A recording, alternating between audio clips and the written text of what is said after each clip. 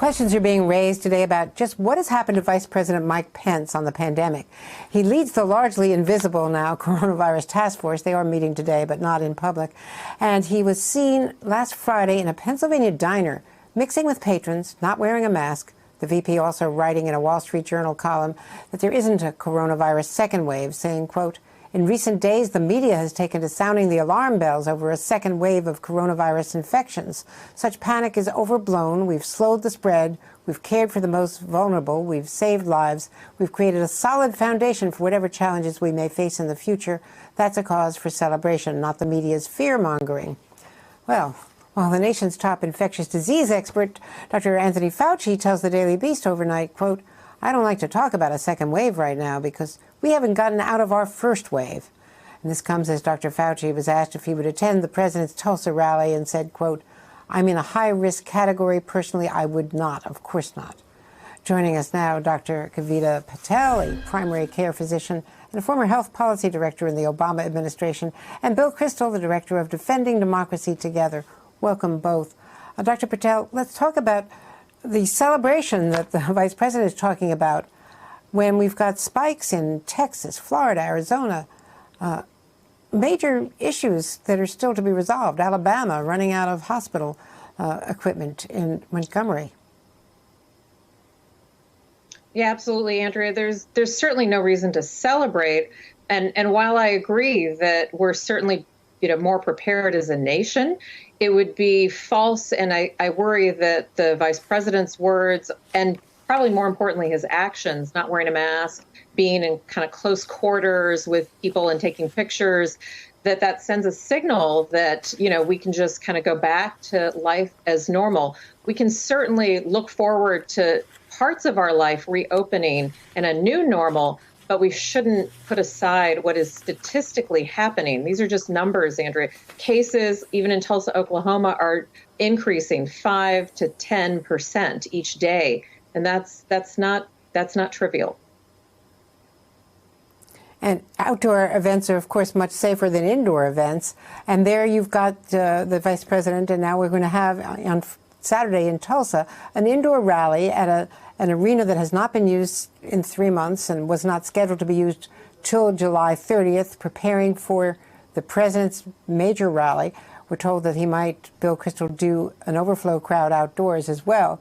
But the people in Tulsa went to court to try to stop it. They lost at the first level. They say they're now going to go to the state Supreme Court to try to stop it based on health concerns. Yeah, they do. And there's a mayor of Tulsa and a governor of Oklahoma, and they have actual responsibilities to the citizens of Tulsa, and they need to. This is a campaign event. This isn't the president coming someplace he has to come for an important reason of state where you would override maybe some local concerns and take some risks. This is purely a campaign event. So the president's going to have to justify this if it does create, and one hopes it doesn't, but if it does create some kinds of outbursts or spread of the disease. I mean, what you showed about the vice president is so interesting, and it gets back actually in a funny way to the conversation. Also interesting you had about John Bolton. The degree to which this president is not just campaigning in the way he likes to campaign. Fine, I don't like it, but that's a campaign.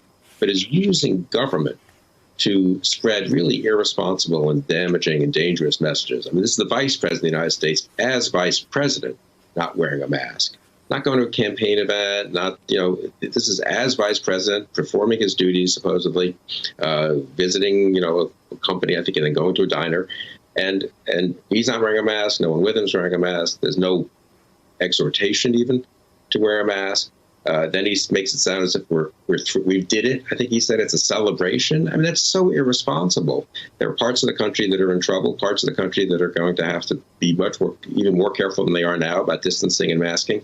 Not a word about that in his op-ed, really, in the Wall Street Journal, which is entirely done as a political message. And then with Bolton, the president has the Justice Department, not his personal lawyer suing John Bolton, the Justice Department launching a very dubious, to say the least, lawsuit. When you read it, it's very interesting. The career person worked with Bolton in the National Security Council, worked with Bolton for 4 months. They worked out all the problems. Then suddenly Michael Ellis, who was in the White House counsel's office, a political appointee, used to work for Devin Nunes. He shows up and says, oh, no, a big problem. It says in their own brief that he was questions were raised by the National Security Advisor. I'm sure O'Brien was ordered by Trump to basically cause trouble for Bolton. Fine, Trump can denounce Bolton, personally. He's got the Justice Department intervening in court on behalf of a, frankly, kind of ridiculous lawsuit, when, again, their own statement, when you read it, shows that the career officials had worked closely with Bolton, who's a responsible, whatever you think of him, is a responsible person, who's been in government a long time, is careful about classified information, wrote a book when he left the Bush White House and went through this process. He knows what it's like. And suddenly they're just using the instrumentalities of government to pursue their campaign agenda, both in the case of the Justice Department and the Vice President, and obviously silencing Fauci, or at least ignoring Dr. Fauci. And that is really worrisome, I think. Hey there, I'm Chris Hayes from MSNBC. Thanks for watching MSNBC on YouTube. If you want to keep up to date with the videos we're putting out, you can click subscribe just below me, or click over on this list to see lots of other great videos.